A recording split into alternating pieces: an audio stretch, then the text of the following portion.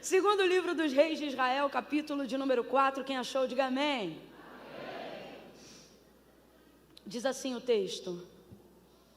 Moça aqui, ó, traz aqui mais para perto, irmã, senão eu vou ter que fazer uma viagem toda vez que eu for aí.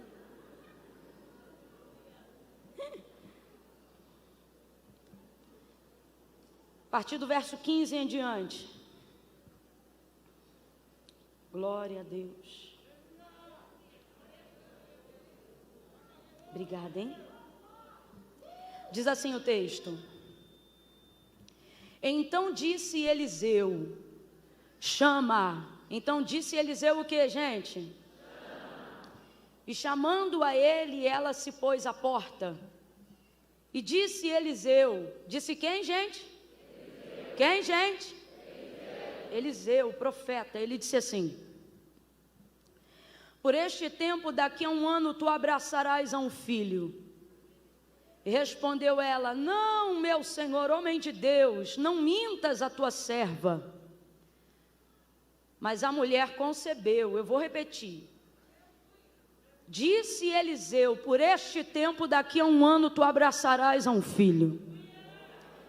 Pelo que respondeu ela: não, meu senhor, homem de Deus, não mintas a tua serva. Mas a mulher concebeu. Era mentira, gente? Era mentira, gente? Mas ela creu? Ela creu? Não. Mesmo assim, ela concebeu. Mas a mulher concebeu e deu à luz a um filho, no tempo determinado no ano seguinte, como Eliseu lhe dissera. E tendo crescido o filho, certo dia saiu a ter com seu pai, que estava com os segadores. E disse a seu pai: ai, a minha cabeça, ai, a minha cabeça. E o pai dele disse a um moço: leva o menino à sua mãe. E ele o tomou e o levou à sua mãe. E o menino esteve sobre os joelhos dela até o meio-dia, e então o menino morreu. E subiu ela e deitou-o sobre a cama do homem de Deus, e então fechou a porta e saiu.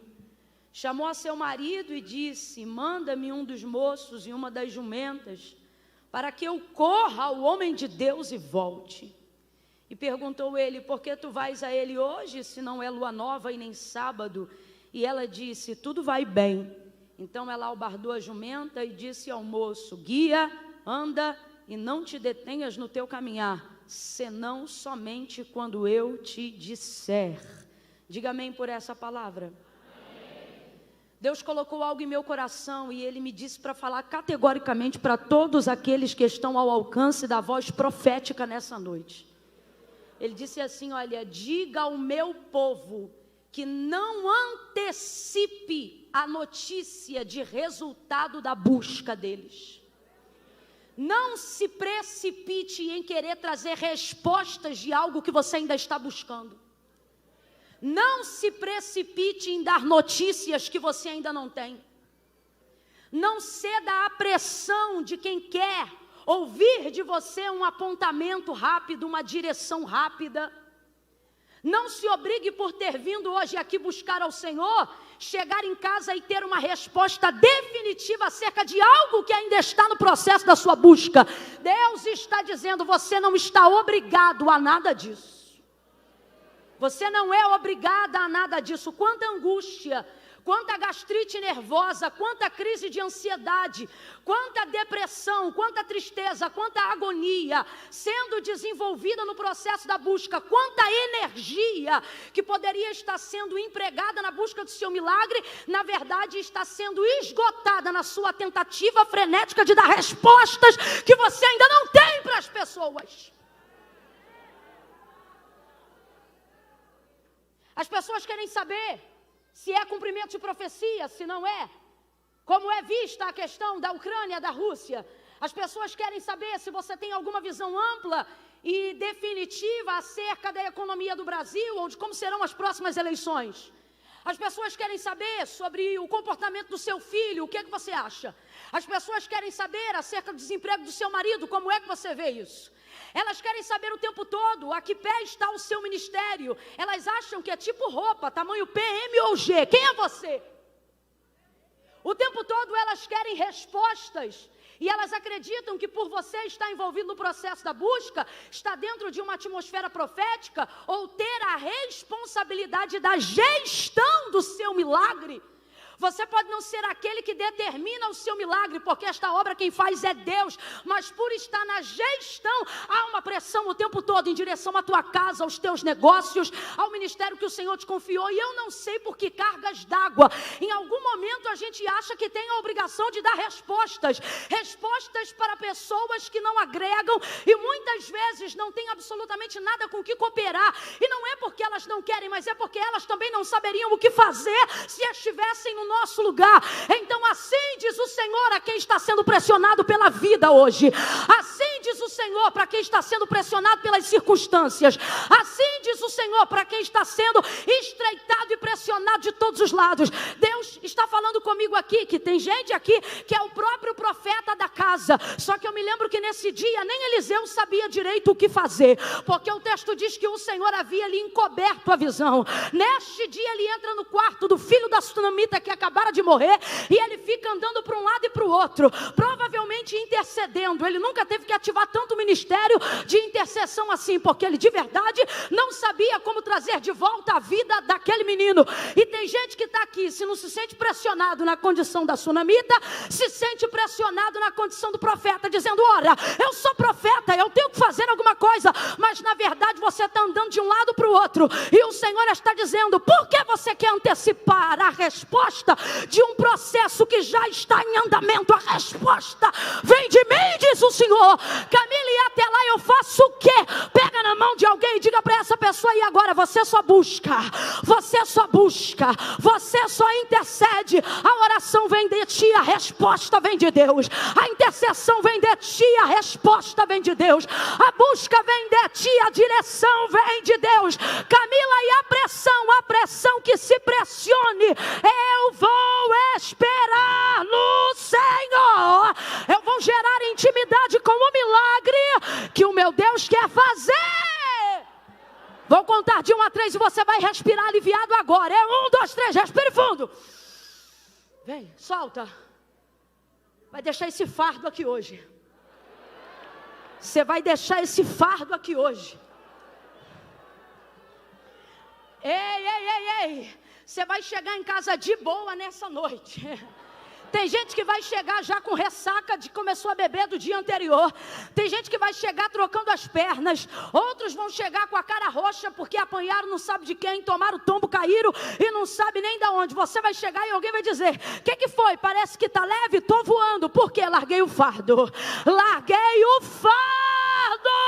Pare de antecipar. Pare de se obrigar a atender a necessidade de pessoas que também não saberiam o que fazer se estivessem no seu lugar. Espera!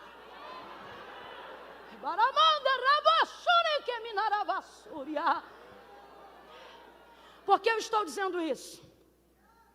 Só para você ficar incluído, né, dentro do contexto profético histórico do texto que a gente acabou de fazer menção. O texto trata sobre a sunamita, uma mulher que muito hospedeira, né, servia a sua comunidade local como uma boa israelita. E ela vai servir o profeta Eliseu. Quando ele passava por aquela região, geograficamente falando, provavelmente indo em direção ao Carmelo, para dar continuidade à busca que aprendeu com seu mentor Elias, né? A prática boa da oração, esse bom hábito. Acabou orando geograficamente no mesmo lugar. E aí, aquilo ali fazia parte do mapa da trajetória de Eliseu. O texto diz que ela via ele passando por lá. Um dia o constrangeu a comer pão. Pão aqui é termo genérico para refeição, não significa que ele entrava só para comer pão. E aí ele entra e começa a desenvolver uma comunhão, um relacionamento com aquela casa, com aquela família, com o marido dessa mulher, enfim, com tudo que acontece ali. Essa mulher fica impactada, não necessariamente com o ministério profético de Eliseu. Na verdade, ela nem se relaciona com o ministério profético de Eliseu. Mais para frente a gente vai entender que ela, na verdade, não se relaciona com o ministério profético dele, porque tem um trauma velado ali. Todavia, ela se afeiçoa ao caráter, à integridade, à honra de Eliseu. Ela começa a admirar quem ele é, independente daquilo que ele é capaz de fazer. Tanto que ao dar testemunho do seu marido para a construção do quarto que eles fariam junto ao muro da casa, ela vai dizer: marido, eu tenho visto que esse que sempre passa por nós, ou seja, sempre passa aqui, não é passa na rua, ali já havia atividade de comunhão, entrada de casa. Então quando ela diz esse que sempre que passa por nós, ela está dizendo esse que frequenta a nossa casa, que está sempre aqui com a gente, ou seja, esse que a gente tem conhecido de perto. Porque eu sempre digo isso, quem já me ouviu nesse texto, não é o que vamos ministrar nesta noite, mas quem já me ouviu nesse texto sabe, eu sempre digo, santidade de longe você suspeita, né? De longe você imagina, é só de perto que você atesta. Só que Eliseu tem um tipo de vida que de longe, tudo aquilo de bom que você acha que ele é, de perto se confirma. E esse é o tipo de vida que a gente tem que viver aos olhos dessa nuvem de testemunha que nos observa. De gente que de longe acha até que é, e de perto tem certeza, né? Ela disse então, dando testemunho, marido esse que sempre que passa por nós, eu tenho visto que ele é um homem santo. Completa aí, gente, ele é um homem santo. Então ela não vai atestar sobre os dons, sobre os talentos dele, até porque ela nunca pediu ele para fazer nenhuma oração na casa dela. Ela vai atestar sobre a integridade do seu caráter, da sua honra, e ela vai dizer, marido, ele é santo.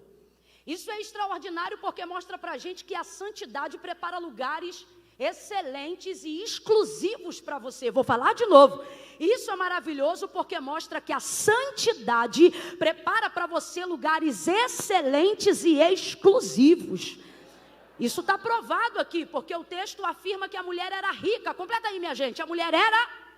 E que mulher rica, hospedeira, sendo alguém que atende a comunidade local, não vai ter quartos sobrando na sua casa?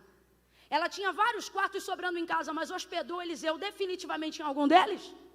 Não, porque ela poderia receber muita gente, mas santo igual Eliseu, e é a primeira vez que ela ficou impactada com isso. Então ela preparou para ele um quarto inédito, um quarto que na verdade nunca recebeu ninguém. Porque quando você se santifica, o que Deus prepara para você é personalizado, é exclusivo. Não cabe em outro modelo que já foi utilizado. Uma outra coisa é que essa santidade promove para Eliseu um tempo de estabilidade. Então, por causa da santidade, ele recebe o quarto. Não recebeu por causa dos dons, não recebeu por causa do talento, não recebeu porque profetizava, não recebeu porque era do manto, não recebeu porque tinha variedade de línguas, não recebeu porque curava enfermos, não recebeu porque ressuscitava mortos. Ele tinha autoridade para tudo isto, mas recebeu, diz o texto, que a mulher construiu junto com o marido porque ele era santo. Então isso aqui comprova, não é talento que te dá longevidade. Talento pode te dar oferta, talento pode te dar porta aberta, talento pode te dar até um contato, uma network, mas estabilidade só vida santa. Estabilidade quem te dá é santidade. Prepara um quarto definitivo só dele para ele. Ninguém entra no quarto dele. Ele fica tão constrangido com aquilo que ele sente necessidade de abençoar ela com o que ele tem, com o que ele pode. E o que ele tem? Poder e autoridade concedida do alto, virtude dobrada sobre a unção que repousava sobre a vida de Elias. Então ele diz assim, Geazi, vai lá nessa mulher e pergunta para ela se ela quer, se ela deseja que nós façamos algo por ela, se ela quer que eu fale com o rei, se tem alguma coisa que a gente pode fazer por ela. Geazi vai lá, pergunta, a mulher diz, olha, eu não preciso de nada, eu estou no meio do meu povo. Até porque você não pergunta para uma pessoa rica o que ela precisa. Essa mulher, quando hospedou Eliseu em sua casa, ela não perguntou o que ele precisava, o texto diz que ela o constrangeu. O que é o constrangeu? O impeliu. A semeadura dessa mulher na vida de Eliseu não é semeadura de oferecimento. Ela não esperou autorização para saber se podia abençoar. Eu tenho uma filosofia que eu carrego comigo, implantada pela minha avó materna. Ela dizia para a gente continuamente, quando alguém chegava em casa para poder, uma visita, né? Ela dizia, quem quer dar não oferece, entrega. Era um jeito de dizer assim, quando você está disposto a fazer algo por alguém, você não depende nem da autorização de quem você quer dar para fazer. Foi isso que essa mulher fez com Eliseu. Quando ela o convenceu, o constrangeu, diz o texto, isso aqui é constrangimento positivo, significa que ela o impeliu a entrar em sua casa. Ela fez algo que tornou a condição dele inevitável. Ele não tinha como rejeitar, ele não tinha como dizer não. Por quê? Porque quando você quer dar, quando você quer abençoar, você não depende, se a sua disposição for verdadeira, você não depende da disposição de quem vai receber. A maior prova disso, gente, é o próprio Deus. A Bíblia diz desse jeito, que de Deus é o dar, de Deus é o dar. O que isso significa? Deus não depende de autorização para dar nada a ninguém. A maior prova disso é também a manifestação da graça. Quem é que merecia estar respirando aqui? Eu fico olhando isso na comprovação da misericórdia. Eu tenho comigo uma frase que eu sempre digo: misericórdia, quem nunca pediu também recebeu. Todo mundo aqui está debaixo da graça comum, do favor e da misericórdia de Deus. Quando Deus quer dar, isso buga a nossa mente, buga a nossa religiosidade, buga a nossa interpretação de quem é merecedor e de quem não é. A gente não entende, vê determinada pessoa e fica, meu Deus, mas como é que pode, né? Mas como é que pode, como é que pode? A Bíblia diz que de Deus é o dar. Quando Deus quer dar, buga tu, buga teu vizinho. Ninguém entende. Por quê? Porque Deus não depende da tua autorização para te abençoar. Eu vou falar de novo. Deus não depende da sua autorização para te abençoar. Eu vou falar de novo. Deus não depende da tua autorização para te abençoar. De novo. Deus não depende da tua autorização para te abençoar. Sabe por que a sua reação não é de explosão de glória? Porque você olha para um texto como esse e você fica assim, mas claro, essa mulher tem a vida coerente. Nem eu estou dizendo que não tem que ter, tem que ter. Deus não é leviano, Deus não é Deus de confusão. Só que a verdade é que muitas vezes o nosso reconhecimento de não merecimento das bênçãos de Deus é maior do que o nosso entendimento da graça de Deus em relação a nós. E aí o que isso provoca? Serviço desenfreado. A gente trabalha como ninguém, serve como ninguém, hospeda como ninguém, toca como ninguém, canta como ninguém, prega como ninguém, trabalha como ninguém, tira lixinho do banheiro como ninguém, serve na igreja como ninguém, vai fazer plantão como ninguém, cuida dos filhos como ninguém, da casa como ninguém, marido como ninguém. Mas na hora que alguém se coloca para abençoar, você diz, eu não quero, eu não preciso, e ainda pensa, é porque eu não mereço, porque eu sou humilde. Deus está dizendo, tem duas formas: eu posso quebrar teu orgulho te quebrando, ou eu posso quebrar teu orgulho te abençoando. E acerca de um servo que me serve, diz o Senhor, eu quebro o orgulho te abençoando. E quando eu quero te dar um dom, eu não peço a sua autorização. Quando eu quero te usar, eu não peço a sua autorização. Se eu escolher soprar teu nome sobre a terra, eu não preciso da tua autorização. Se eu quiser salvar teu marido, dar um banho de sangue, e você só ter feito 3 campanhas de oração, quando havia prometido 7, eu não dependo da tua autorização. Eu posso salvar teu filho antes da quimioterapia, no processo da quimioterapia, depois da quimioterapia, porque eu não preciso da tua autorização. Quando eu quero dar, se eu quiser te dar um CNPJ, eu te dou. Se eu quiser fazer de você um advogado, eu faço. Se eu quiser te dar um diploma em 3 anos ao invés de 4, eu faço. Eu sou o Senhor e fora de mim não há outro. Quando eu decido dar, quem pode rejeitar? Mas você, na sua filosofia de entendimento, de mérito, diz que quer ser abençoado, vem à igreja para ser abençoado, mas na maioria das vezes não sabe se comportar quando Deus quer te abençoar. Geazi sobe e diz assim, eu percebi que o marido dela é avançado em idade. Ela disse que não precisa de nada, mas eu vi que não tem filho na casa. Aí Eliseu vai dar para ela a colheita do que ela plantou. Porque você nunca vai colher uma colheita diferente do que você plantou. Não. Irmãos, a semeadura é opcional, sim ou não? Sim ou não? Mas a colheita é obrigatória.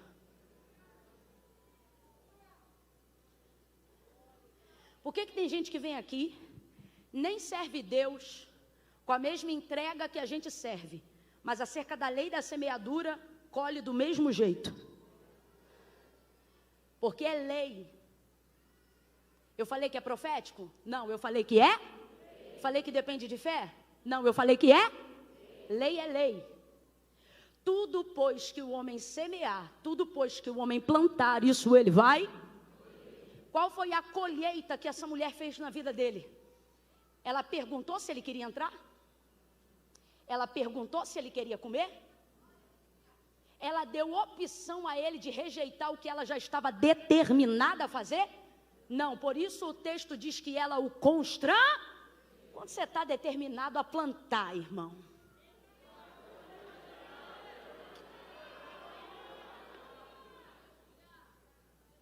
Quando você está determinado a fazer, não há absolutamente nada do que alguém planeje contra a sua semeadura que seja capaz de prosperar. Ah, Camila, eu dei uma coisa para fulana, fulana nunca usou. O problema é dela que não usou. O que importa é que você deu, irmão. Ah, eu sempre oro pelo fulano, não vejo a mudança. Não é de você ver a mudança, a sua obrigação é orar, sua plantação, sua semeadura.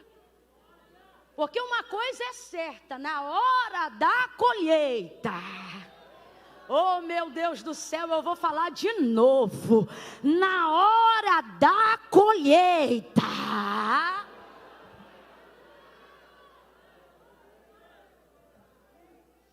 o retorno daquilo que você tem plantado, não com as suas mãos, mas com a intenção do seu coração, será inevitável. Por isso, Eliseu diz para Geazi, chama ela aqui, até porque ele já está constrangido de ser tão abençoado de tantas formas. Agora por fim a mulher montou um quarto, construiu e montou, mobilou, preparou tudo. Aí ele não aguenta, ele diz, chama ela aqui. Quando ele chama, ela para na porta. Quando ele para na porta, aí Deus agora vai usar todo o exercício profético de Eliseu. Ele vira em direção a ela e ele diz, neste tempo determinado, o que é isso? Ele deu prazo. Neste tempo determinado, tu conceberás. Ele perguntou se ela queria ter um filho? Ele perguntou se ela desejava ter um filho? É óbvio que dentro daquele contexto, levando em consideração tudo que circulava a vida daquela mulher naquela época, ela queria ter um filho, ela sofria por não ter um filho, mas infelizmente há um rastro aqui que não permite ela manifestar o desejo do seu coração, porque quando você está diante de alguém que você não crê que pode satisfazer o desejo do seu coração, você não entrega isso para essa pessoa, a fim de manter o relacionamento, a fim de manter a amizade, a fim de não estragar a conduta, não toca na ferida. Só que ele vai tocar, porque normalmente a maior área da ferida é também a área onde está o objeto do nosso desejo. Normalmente as coisas que você menos gosta de abordar, os assuntos que menos você gosta de falar, normalmente são as áreas que você foi ferido e as áreas que tem muito a ver com aquilo que Deus quer te usar para transformar. Por isso, pela boca você pode até dizer que não quer, que não precisa, mas Deus está vendo que normalmente dor e desejo estão no mesmo lugar. Olha Deus visitando o desejo aí. Olha Deus visitando o desejo aí. Gente, eu estou falando isso aqui, estou sentindo de Deus um temor. Aquele que habita em meio aos louvores, me ajuda só nesse momento aí. Toque algo, eu não vou cantar. Venha você num espontâneo, algo bem forte, porque aquele que habita em meio aos louvores está dizendo para mim, dá um tempo que eu vou passar em revista agora. Eu vou passar em revista, eu estou visitando desejos. Eu estou visitando desejos. Coisas que você diz que não quer mais, mas ainda quer. Coisas que você não expressa mais a sua fé, mas ainda acredita. Coisas que hoje fazem mais parte da dor do que do seu desejo. Mas Deus está dizendo, vou visitar o seu desejo, vou curar a sua dor. Vai doer, mas eu vou tocar, porque o lugar do seu desejo também se tornou o lugar da sua dor. E o lugar da sua dor também se tornou o lugar do seu desejo. Mas eu vou resgatar o desejo e curar a tua dor. Eu vou visitar o teu desejo e curar o teu trauma. Eu vou te te mostrar que não precisa ter medo de fazer supletivo, só porque você não concluiu o ensino fundamental, mas você nem quer saber da área do ensino, porque você diz, faculdade era meu sonho, e o Senhor diz, por que tu colocas no passado o que eu tenho guardado para ti ainda no futuro?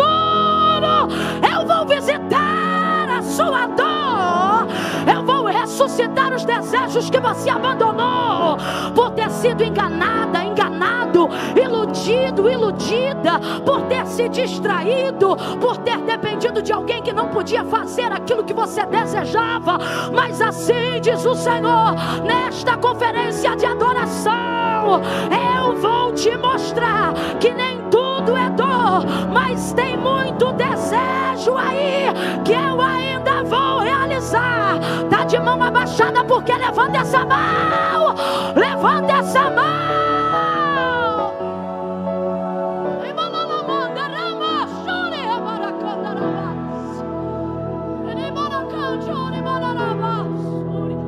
Você é um empreendedor, você é uma empreendedora, mas você tentou um negócio, faliu, tentou outro, faliu.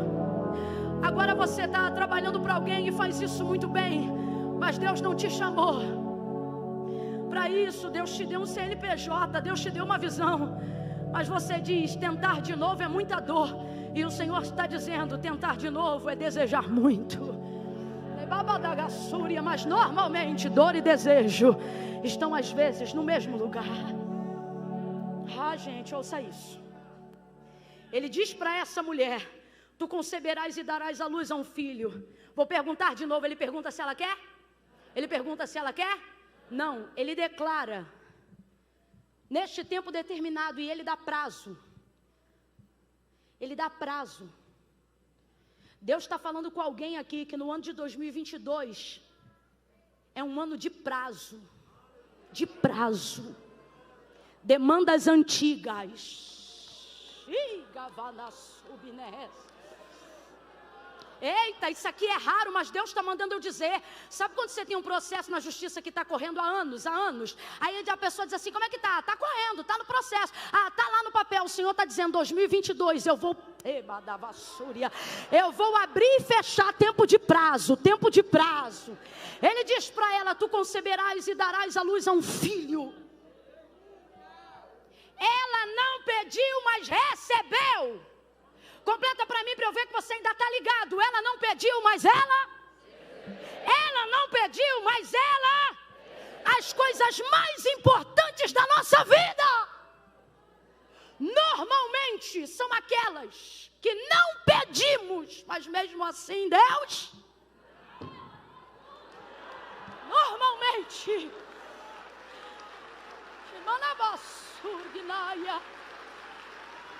tem coisa que a gente deseja que é tão grande que a gente não tem coragem de pedir. Aí Deus vai lá e dá. Não pediu, mas recebeu. Só que veja isso. Ela não creu. Rapaz, é complicado dizer isso aqui. Mas a gente precisa falar a verdade do que está escrito no texto sagrado. A manifestação dela não foi de fé. Fala a verdade, foi de incredulidade.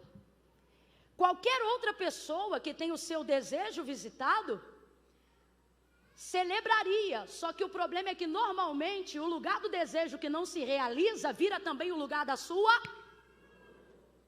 Então ela não consegue celebrar. Ele está dando a melhor notícia da vida dela. Tu conceberás e darás à luz a um filho. Uma mulher que estivesse completamente sarada para viver um tempo novo da parte de Deus, para viver a realização de um sonho. Uma mulher que estivesse bem ao ouvir uma palavra como essa. Uma mulher não traumatizada, não ferida, não machucada. Machucada como? Ora, Salomão disse, a esperança que se adia faz adoecer o coração.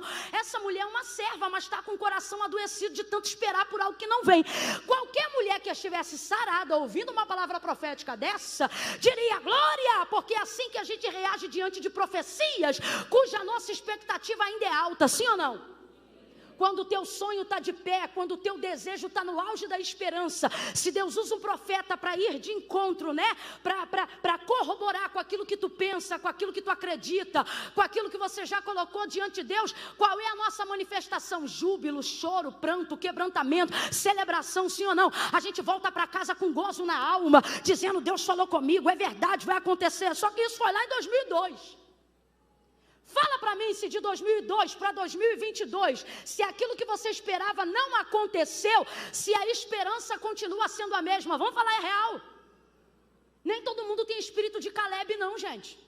Até Caleb, vamos combinar que no dia que ele falou com Josué sobre a posse da terra que lhe era direito em Canaã, ele fala muito mais ligado à atribuição do direito do que necessariamente sobre a fé, porque ele já era um coroa, irmão. Você lembra dele dizendo: Josué, me dá o que é meu, porque como na força daqueles dias, parece que eu vejo ele, me dá o que é meu. Porque como, não tem como, irmão, você está achando o quê? Que é um bombadão que está pulando? Não é nada, é um cabra barbudo, cheio de cabelo branco na cabeça, dizendo: me dá o que é meu. Para os filhos, para os netos, para a descendência, porque o tempo, quando nós estamos suscetíveis ao tempo, o tempo faz um nível de lapidação do lado de fora, que dependendo do nível de blindagem que você buscou em Deus, se você não vigiar, Ele tem o poder de te amargurar terrivelmente do lado de dentro. Existem pessoas que, se nós fôssemos diagnosticar o adoecimento da sua alma, de maneira generalizada, não dizendo: foi a traição do fulano, foi abandono do ciclano, foi rejeição. Se a gente fosse generalizar um termo para dizer qual é o motivo da amargura de todas as almas que adoeceram no processo da expectativa, poderíamos usar um único agente, poderíamos dizer: foi o tempo. Sim ou não? Sim ou não? Então veja, essa mulher não vai celebrar. Não vai celebrar porque mostra que o tempo da expectativa ficou adoecido. Camila, como é que você sabe disso? É só você dar atenção para o texto que você vai perceber também. Olha a expressão de sua voz: não, meu Senhor. Respeita ele. Então ela respeita a autoridade, ela respeita a profeta, ela respeita Deus. Não, meu Senhor, homem de... Agora olha isso: não mintas a tua serva. Olha como é que a mente dela está confusa. Para ela, o homem de Deus também é... Fica com medo não. Para ela, o homem de Deus está mentindo. Só que a gente sabe, irmãos, de uma fonte pode jorrar 2 tipos de água. Um limoeiro pode dar manga? Uma jaqueira dá abacate? Não, uma mangueira tem que dar? Pé de laranja tem que dar? Se você vê uma jaqueira dando limão, sai correndo. Não tem como não. De uma mesma fonte não podem jorrar 2 tipos de água, ou é doce ou é amargo. Mas olha a cabeça dela: não, meu Senhor, homem de Deus, não mintas a tua serva. Ou é mentiroso ou é homem de Deus. Só que esse é o problema de quem tem talento, de quem tem dom. Confunde a mente de quem está olhando e te medindo pelos dons. E dom não expressa caráter, só expressa o que Deus deu. Por isso que tem gente que fica confusa. Tem gente que ouve um pecador caído. Camila, todos pecaram, mas todos também têm direito à regeneração. Só que tem gente que fica ali, ó, se revolvendo na lama do pecado, brincando com os porquinhos no chiqueiro. E aí tem gente que a gente vê, de vez que está no aprisco com as ovelhas, está brincando no chiqueiro. Daqui a pouco a gente vê essa pessoa manifestando coisas que impactam a nossa visão. Te diz: menina, eu sei que fulano não presta, mas olha, quando prega eu fico todo arrepiado. Que mistério, né? Mistério. Menina, olha só, o outro ali, garota, é cada coisa. Olha, ninguém me contou não, eu vi, mas quando Deus toma ele, é ele que toma Deus direto. É dom, é uso, é exercício daquilo que ele tem, mas isso não significa que... Tanto é, gente, que no peso da balança que garante a entrada no céu depois do sangue de Jesus, não é dom nem talento. Olha o que Deus disse para Israel: sede, como santo é o vosso Pai que está no céu. Sede santo. Ele está dizendo: a maior característica que liga vocês a mim não é poder, não é unção, é santidade. Deus é bom, sim ou não? Maravilhoso, sim ou não? Já disse isso aqui uma vez e vou repetir. Ele é amoroso, sim ou não? Mais que isso, ele é o próprio amor. Mas os anjos continuamente dizem uma única canção, desde que foram criados para adorá-lo. Quem lembra? Santo é o Senhor dos exércitos, e toda a terra está cheia da sua. Ele é santo. Por que ela está reagindo assim? Já falei isso e vou falar de novo. Porque ela está cansada de ver gente que acha que tem que pagar a hospedagem com talento. Ela está cansada. Quem está entendendo aqui o que Deus está falando? De gente que acha que porque é profeta tem que manter o quarto dando aluguel de profecia, falando o que Deus não mandou falar, dizendo o que Deus não mandou dizer, só para poder alegrar o coração. Quantos ricos que poderiam de verdade hoje estar subsidiando a obra de Deus em amor, e ao invés de estarem dando cabo da sua própria vida, poderiam estar encontrando propósito nas suas riquezas, dando benefícios e encontrando a alegria de vida em poder ser útil no ministério que o Senhor confiou, porque riquezas também têm propósitos, mas estão se jogando debaixo da ponte. Quantas vezes porque foram feridos no coração por alguém que dizia que era profeta, e por causa de um jantar, de uma mesa bonita de café da manhã, falava o que Deus não tinha mandado, profetizava o que Deus não tinha profetizado. Aí ele garante a diária dele, mas arrebenta com o coração do ouvinte. Quantas vezes gente que acha que para poder pagar a bolsa que ganhou, o presente que recebeu, já que não tem ouro nem prata, dá aquilo que tem do próprio coração. Aí diz, conta 30 dias. A gente conta 30, conta 60, conta um ano, conta 2, não acontece nada. Aí o desgramado que se diz profeta continua por aí, ele tem que ficar por aí mesmo, igual o nômade, porque se ele tivesse igreja fixa, a gente batia na porta dele e perguntava. Se ele tivesse casa fixa, a gente procurava ele, porque eu sou do tempo que eu dirigia a consagração, e quando o profeta levantava para profetizar, a secretária anotava na ata a profecia. Ribanda, não brinca comigo não. Rema, xaravassúria. Zomba de mim, mas não zomba das coisas de Deus. Secretária anotava na ata, qual foi a profecia? Foi tal, pegou o nome, peguei, quem profetizou? Fulano, pra quem? Pra Beltrano, deixa aí. Quando cumpria, a gente dizia, ó, fulano aí, ó, deu testemunho de que é profeta. Por quê? Porque profetizou? Porque cumpriu.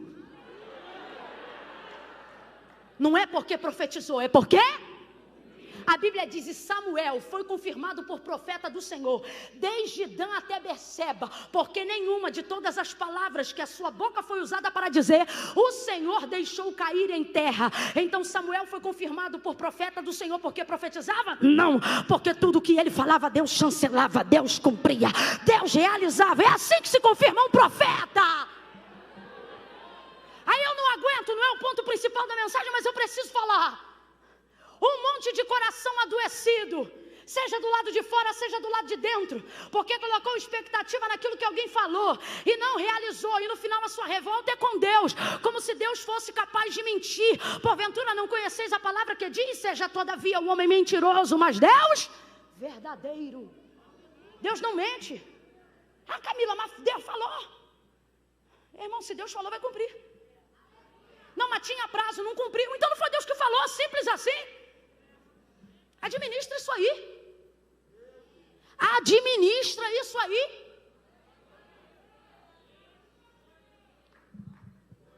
Ai, Deus, estou chateada contigo. Com todo respeito, Deus está dizendo, entra na fila. Está chateado comigo? Está chateada comigo? Quando tu não tinha salário, eu já botava comida na tua mesa, diz o Senhor. Quando teus filhos estavam fora do alcance dos teus olhos e o pipoco do tiro comia para tudo que é lado, pegava o da direita ou da esquerda, mas porque você dizia, 1000 cairão ao meu lado, 10.000 à minha direita, e eu não seria atingido, eu vinha na retaguarda, cobrindo teus filhos. Quantas vezes eu fui muro de contenção na tua casa? Mas teve coisas que eu ouvi que o Senhor não cumpriu. Não cumpri porque não fui eu que falei. Agora sabe o que tu tinha que ver? A quantidade de coisa que eu não profetizei, que eu não falei, mas estou cumprindo até hoje. A quantidade de coisa que eu não usei a boca de ninguém para falar, mas estou eu te sustentando até hoje. No ônibus estou eu contigo, no carro estou eu contigo. Tu devias, ao invés de estar chateado comigo, fazer como meu servo Davi: deitei, dormi e levantei, porque o Senhor me sustenta. É Ele quem te sustenta. Para de ficar refém de profecia, para de virar chaveirinho na mão de profeta. Quer profecia? Recebe profecia, recebe palavra, recebe Bíblia, recebe o verbo vivo, recebe.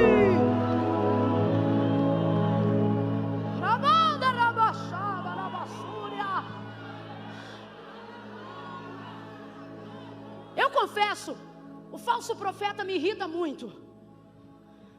Ele é terrível, ele é um lobo. O falso, os mentirosos. Ela disse: não, meu senhor, homem de Deus, não mintas a tua serva. Aí eu já perguntei e pergunto de novo: pode um homem de Deus ser mentiroso? Mas pode um mentiroso dizer que é homem de Deus? Muitas vezes é o que acontece.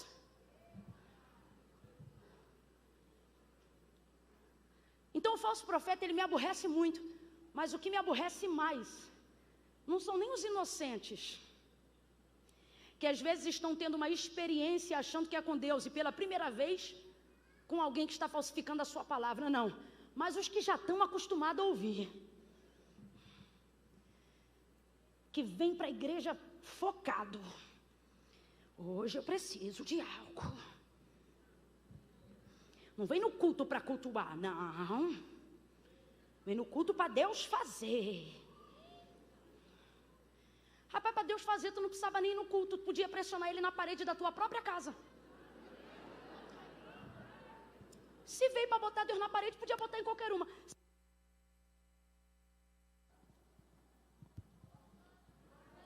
Se eu quero empurrar alguém na parede, eu escolho a parede. Parede que tiver, eu empurro. Eu não empurro não, tá, gente? É só um exemplo. Mas não, tem que ir para a igreja, por causa da atmosfera. Essa atmosfera coopera para a grandeza dele, para a sua pequenez. Quer um lugar próprio para você pressionar ele? Pressiona ele no teu campo e não no dele. E não vai acontecer nada. Mas não, vem para a igreja assim, porque é hoje. E aí já chega na igreja e escolhe o que tem cara de vaso. Camila, e vaso tem cara? Dizem que tem.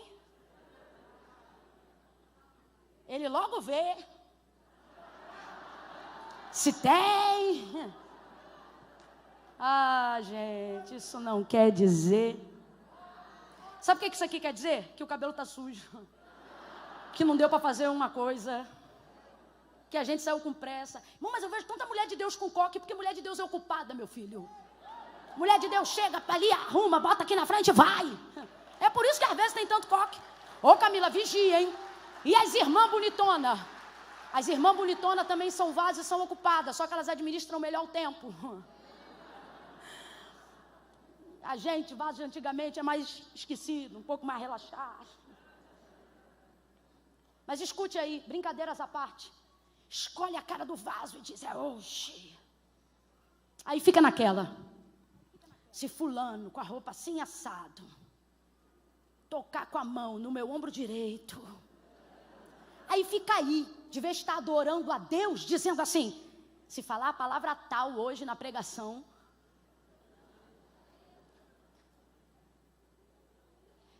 aí é porque Deus quer falar comigo, ou Deus está confirmando tal coisa assim assado. Refém de quê? De ouvir a voz de Deus na boca das pessoas.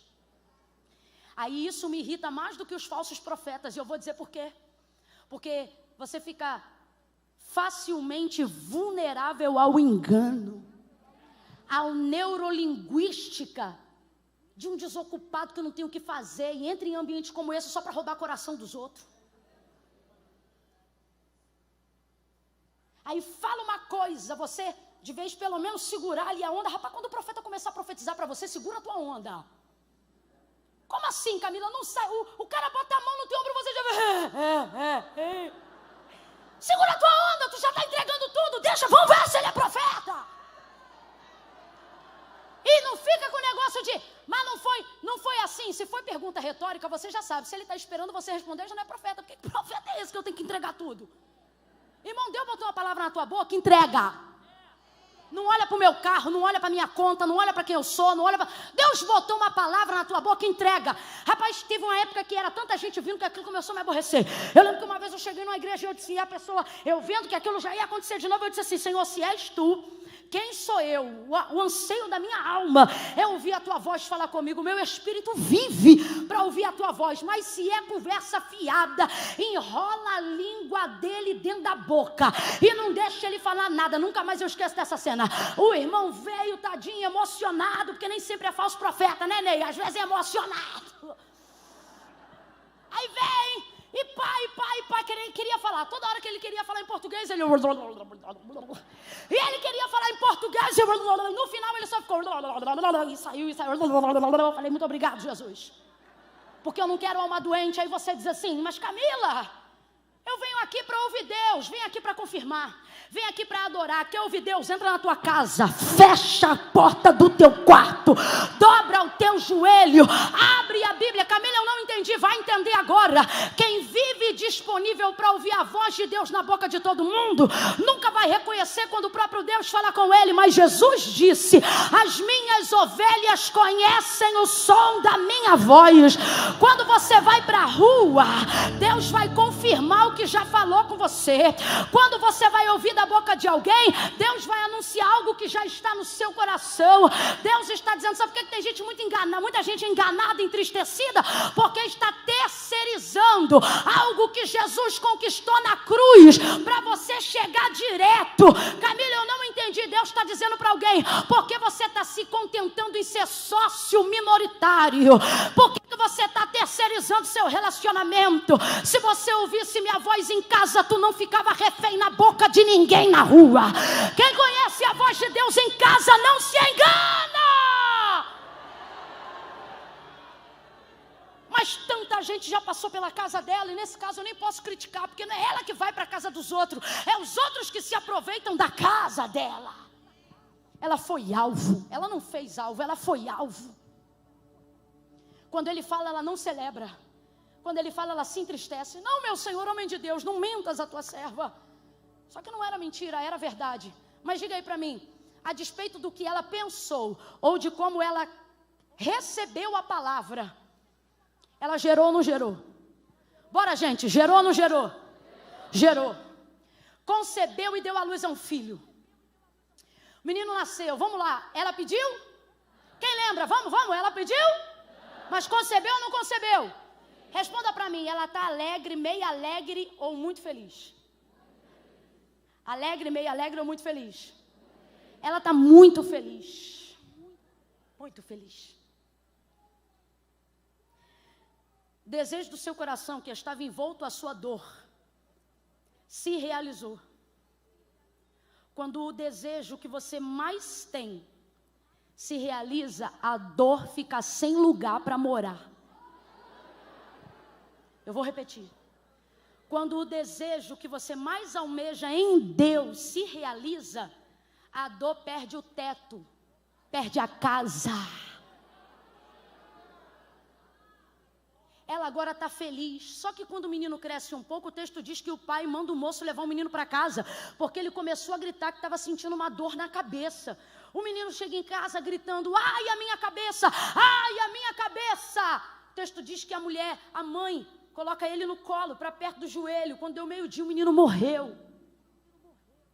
Duas verdades. Primeira, não é porque está gemendo que deixou de ser uma bênção. Não é porque agora está dando problema que deixou de ser de Deus. Esse menino aqui faz parte de uma promessa, sim ou não, igreja? Às vezes a gente quer descredibilizar as coisas que Deus já realizou, só porque agora estão sobre a nossa administração. Só que você tem que entender, se você quer viver a realização do seu desejo, aquilo que virá da mão de Deus vai passar para a sua mão. Por isso que eu não tenho pressa de cumprir, que Deus cumpra a promessa.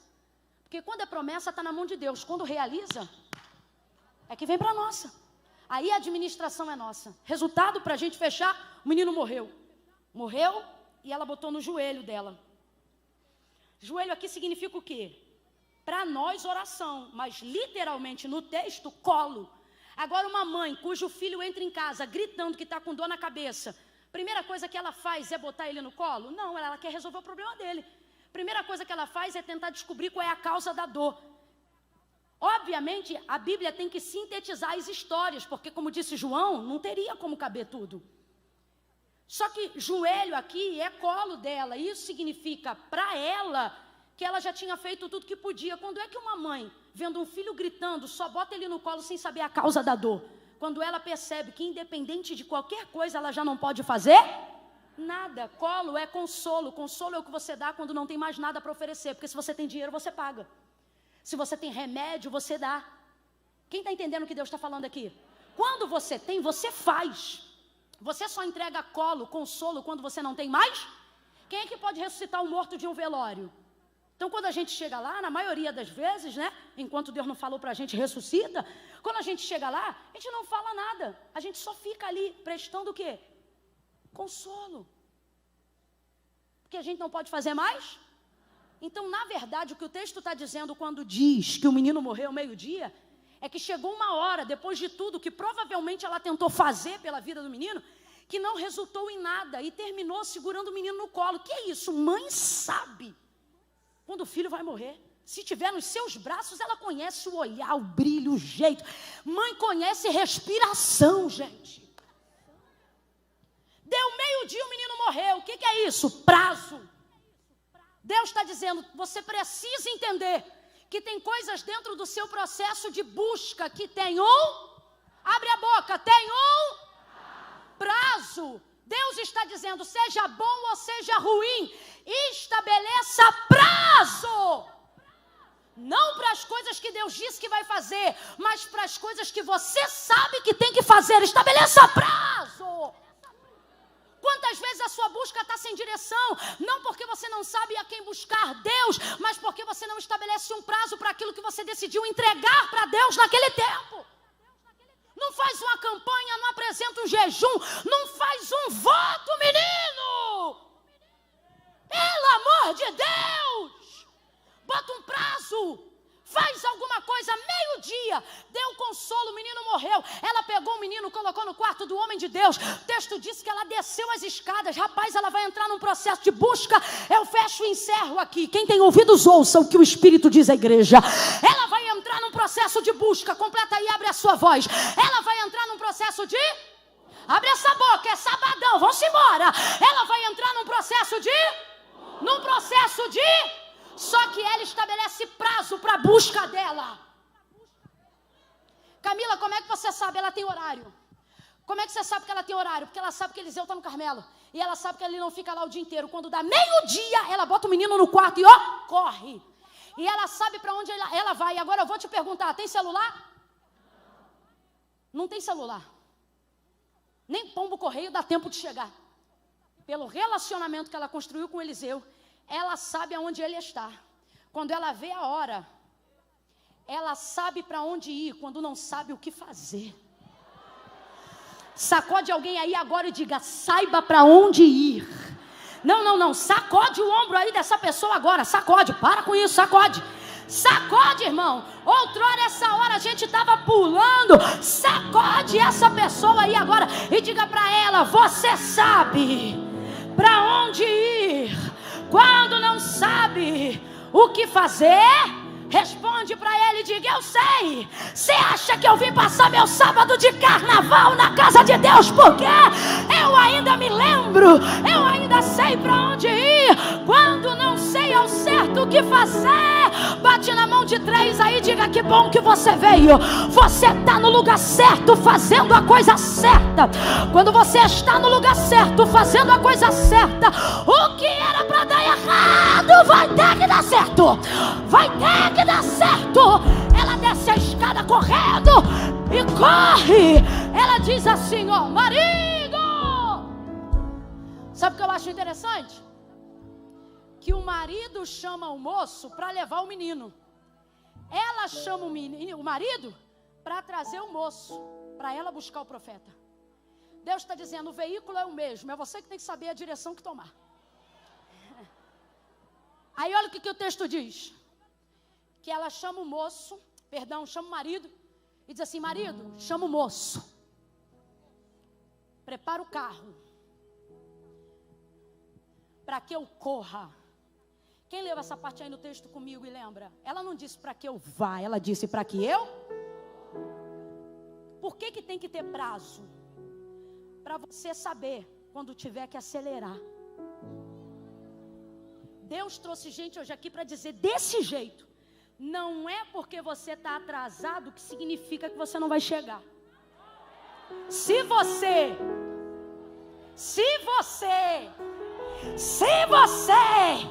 você vai pegar a porta da cura aberta, a porta da salvação aberta, a porta do milagre aberto.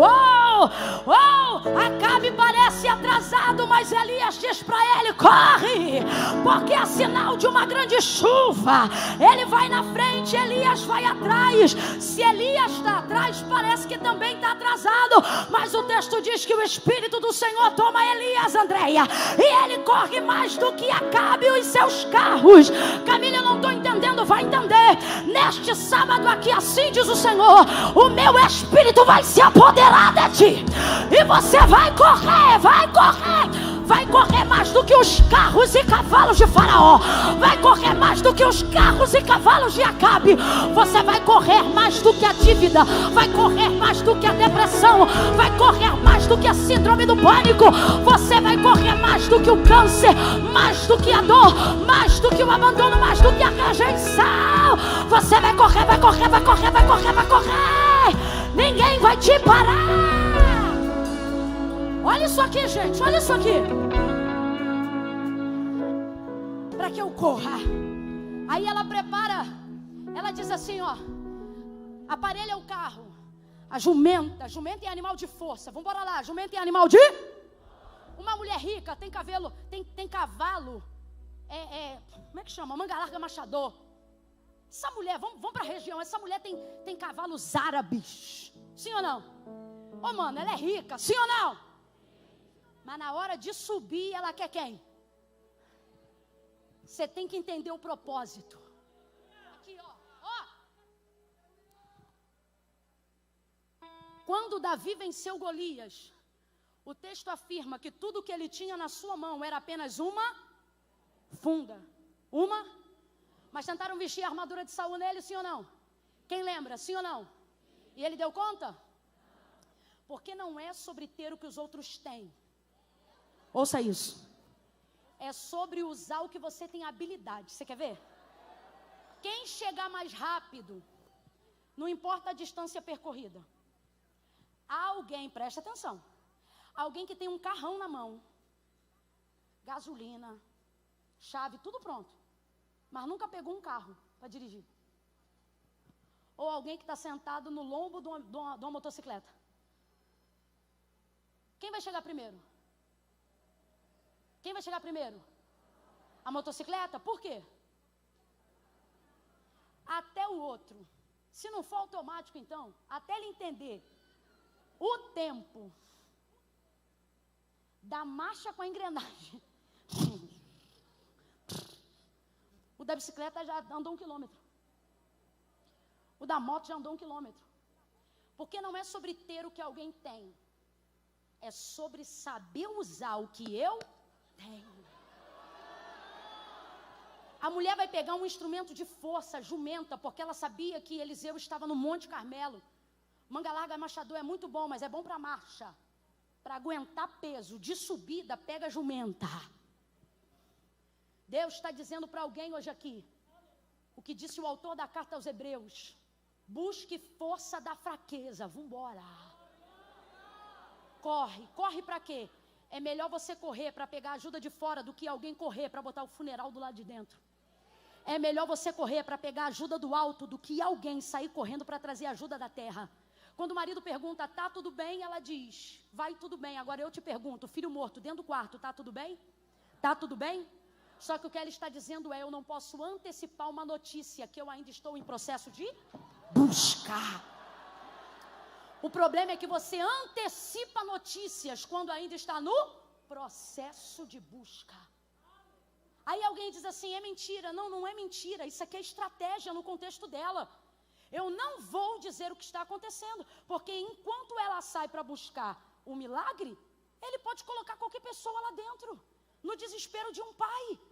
Então Deus está dizendo, por que alguns milagres estão sendo interrompidos no processo da sua busca? Porque você se sente na obrigação de falar para todo mundo o que está acontecendo. Eu vou ser muito literal aqui. Você não vai buscar, não quer orar, não quer jejuar, não vai botar no quarto de Deus, não vai apresentar para Deus, então beleza, abre a boca, quer saber? Vai direto para o Facebook, já coloca lá, se sentindo triste. Agora, não, quer saber? Fui a primeira pessoa a receber essa demanda aqui. Está na minha mão o poder de fazer alguma coisa ou de não fazer nada. Já que eu tenho poder, vai fazer alguma coisa? Então segura. Não sai falando para os outros. Entra no processo de busca. Ela sobe e o texto diz que ela corre. Vai de encontro ao homem de Deus. Te pedir algum filho? Que a gente é assim, né? Ganhou, não pediu, mas gostou. Mas se der ruim, a gente diz, eu não pedi isso. Ele desce com ela, resumindo a história, vai para a casa dela. Anda de um lado para o outro, pensando, o que eu vou fazer? O que eu vou fazer? Nessa hora vai ver, o marido já sabe, não sei. Eu sei que agora está só Eliseu e o menino no quarto. E Eliseu está de um lado para o outro, dizendo, o que eu vou fazer? Aí presta atenção que eu vou terminar aqui. Mateus capítulo 15, verso 21. A mulher cananeia saiu das cercanias de Tiro e Sidom para buscar pela filha miseravelmente endemoniada diante de Jesus. Quem lembra do texto?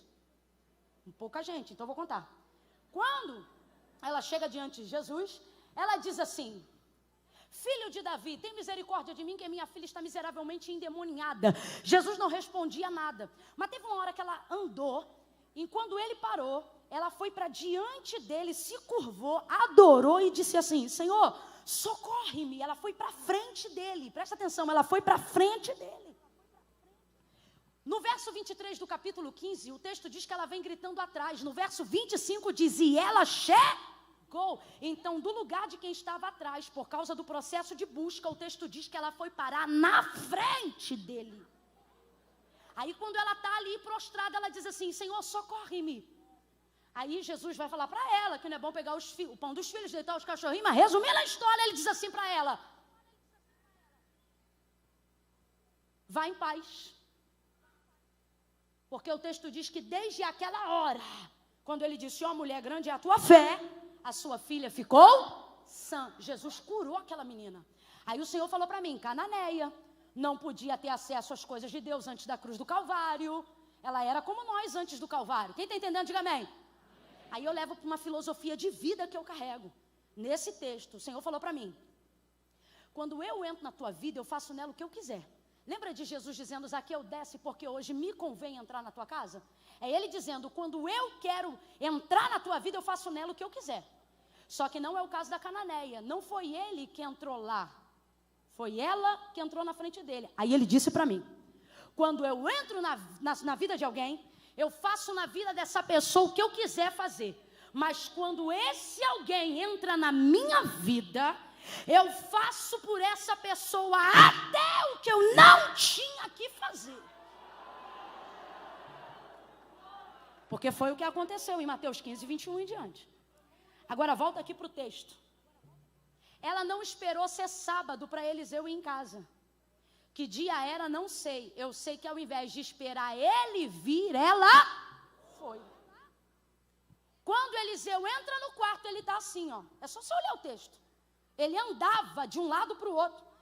Eu tenho para mim que como o céu fechou, porque no Carmelo diz que o céu fechou, a visão de Eliseu é aberta o tempo todo. Quando você tem uma revelação, você diz assim, pela misericórdia do Senhor, eu vi tal coisa, porque de vez em quando você vê. Eliseu não era de vez em quando, era aberta o tempo todo, foi a primeira vez que fechou.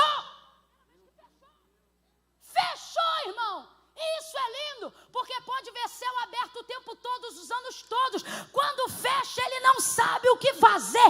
O texto diz que ele entra no quarto e fica andando de um lado para o outro. O céu está fechado para ele.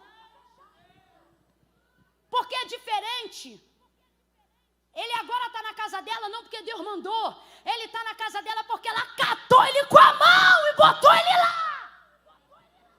Vive tua alma e vive o meu Senhor, que eu não vou te deixar. Ele catou. Rapaz, quando você está imbuído a buscar, pegou, botou ele em casa. Quando ele entra no quarto do menino, o texto diz que ele anda de um lado para o outro. E então, depois, ele deita sobre o menino. Agora ele já tem uma direção. Deus certamente falou com ele, o céu abriu de novo, a visão. Resumindo, deitou sobre o menino. O menino levantou e espirrou 7 vezes. Ele pegou o menino pela mão. A única pessoa que tinha pego naquele menino depois que morreu foi a sua. A única pessoa que tinha pego aquele menino depois que ele morreu foi a sua. Ela cuidou de fechar a porta para ninguém pegar. Quando você está no processo de busca e Deus colocou na tua mão a direção, fecha a porta da tua causa. Não é da tua casa, é da tua causa. Qual é a área que ninguém pode tocar até que Deus toque? Qual é o problema que chegou lá que ninguém pode saber até que Deus saiba? Gente, presta atenção nisso aqui. Muitas vezes interrompemos o resultado positivo de um milagre que estaria em andamento. Porque antes de apresentar diante de Deus, apresentamos para a família. Antes de apresentar diante de Deus, apresentamos para a rede social. Antes de apresentar diante de Deus, apresentamos para a igreja. E o que o Senhor está dizendo é, bota esse laudo aí na minha mão antes de dizer para todo mundo que esse laudo deu. Ei, tira da tua mão e faça com que a minha mão, diz o Senhor, seja a primeira a pegar isso aí antes de você fazer cópia e espalhar para a família inteira. Sabe por quê?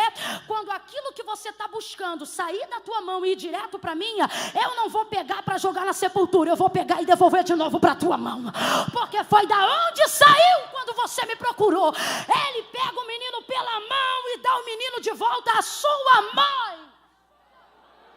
Ela pega o menino da mão de Eliseu vivo. Grita aí, meu povo, ela pega o menino. Eu falei para gritar, ela pega o menino. Ela pega o menino. Deu morto, mas pegou. Deu morto, mas pegou. Deu deitado, mas pegou. Deus está dizendo, acelera a busca, não dê respostas, porque tudo que vier da tua mão caído para minha vai voltar de pé para tua.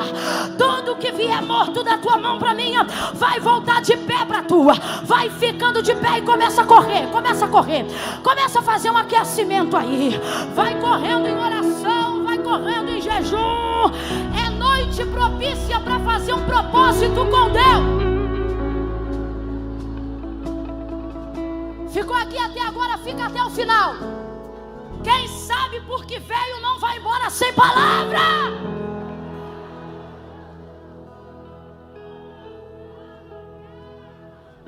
Fala o que ela falou para ele, para alguém. Diga assim, ó: vive a minha alma, que eu não vou sair daqui sem a minha vitória. Sem o que eu vim buscar. Gente, presta atenção nisso aqui. Se ela sai correndo pela rua, meu filho morreu, chorando, faz um tom bem fúnebre aí, campeão. Fúnebre, eu quero que eles sintam o peso. Rapaz, é tão abençoado que até no fúnebre dele tem misericórdia.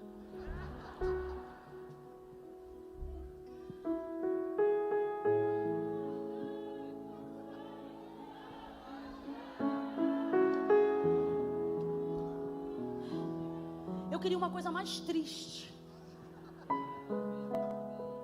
Isso.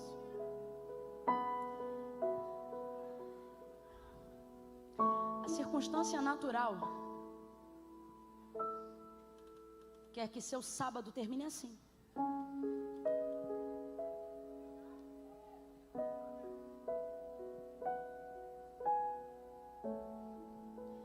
Quer que tu pegue tua bolsa, chave do teu carro, vá para tua casa e fique pensando: em tudo que você ainda não vai ter, em tudo que você ainda não viveu.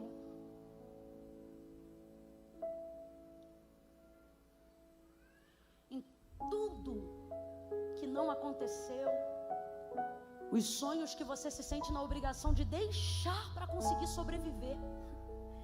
Tem gente aqui que para manter a sobrevivência teve que abandonar a alegria. Desse jeito.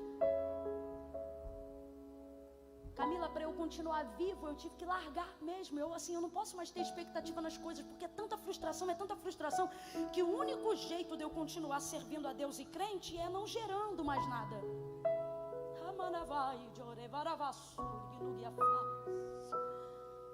Você diz, sabe, eu não estou desviado, nem vou desviar, eu só não quero acreditar em mais nada além da minha salvação. E o Senhor diz: maldito o homem que só espera aqui, mas também não é feliz o que só espera lá. Por isso Davi disse: pereceria. Porque sem sonho, sem expectativa, você não vive, você perece.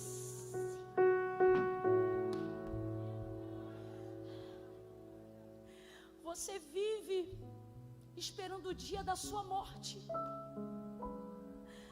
Tem gente aqui que disse para Deus: eu só não me mato porque eu temo a minha salvação. Eu não tenho mais alegria de vida. É essa trilha sonora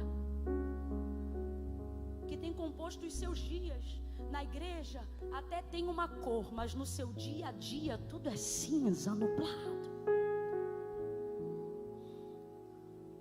Só que o Senhor te trouxe hoje aqui para dizer: não é porque você se sente atrasado que ainda não dá tempo.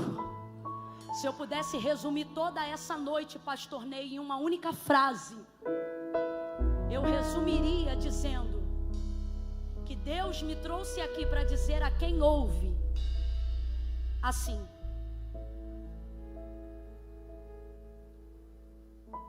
corre, que ainda dá tempo.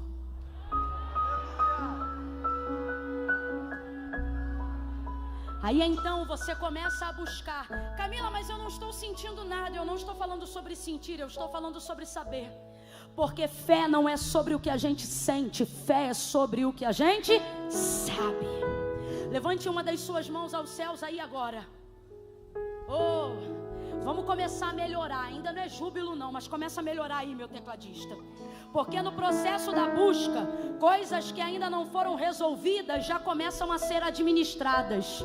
E tem coisa na tua vida que só tá ruim porque você abandonou completamente. É tanta coisa para fazer, é tanta oração atrasada, é tanta dívida antiga, é tanto trauma do passado que você diz: eu não vou nem meter a mão, porque isso vai me cansar. E o Senhor está dizendo: é isso que está te destruindo. Começa a apresentar diante de mim isso hoje. Por quê?